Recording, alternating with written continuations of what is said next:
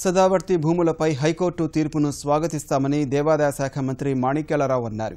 తమకున్న పరిధిలోనే వేలం నోటీసులు ఇచ్చామని మంత్రి తెలిపారు. 5 కోట్లు అదనంగా ఇస్తే సదావర్తి భూములు ఇచ్చేయాలన్న కోర్టు తీర్పునకు కట్టుబడతామని మంత్రి స్పష్టం చేశారు. మేము ఇచ్చిన నోటిఫికేషన్ కూడా ఏదైతే ఆక్షన్ నోటిఫికేషన్లో కూడా అది క్లియర్గా ఇచ్చాం. మాకున్న పరిధుల్ని మేము చాలా క్లియర్గా ఇచ్చాం. దాన్ని ఆధారం చేసినా అప్పుడు రావటం జరిగింది.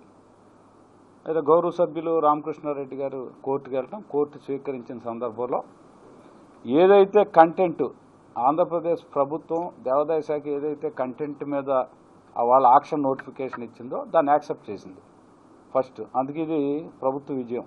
ఎక్కడ పారదర్శకంగా జరిగింది అనేది చాలా క్లారిటీగా ఉంది.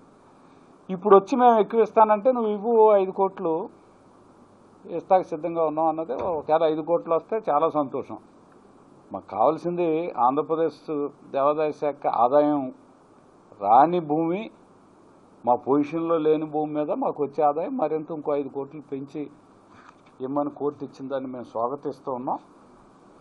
దీని మీద మరలా వెనక్కి తగ్గకుండా గౌరవ సభ్యులు దీని మీద ముందుకు వచ్చి ఆయన లాభసాటిగా వ్యాపారాన్ని చేసుకుని మాకు కూడా ఆదాయాన్ని దేవాదాయ శాఖ ఆ సదావర్తి ట్రస్ట్కి ఆదాయాన్ని వనకూర్చే మంచి కార్యక్రమం, మంచి ఆదాయం వచ్చినందుకు ఈ కోర్టు తీర్పును మేము స్వాగతిస్తున్నాం. ఏదైతే దేవాదాయ శాఖ చేపట్టిందో దీన్ని కోర్టు బలపరిచిందని కూడా నేను భావిస్తున్నాను.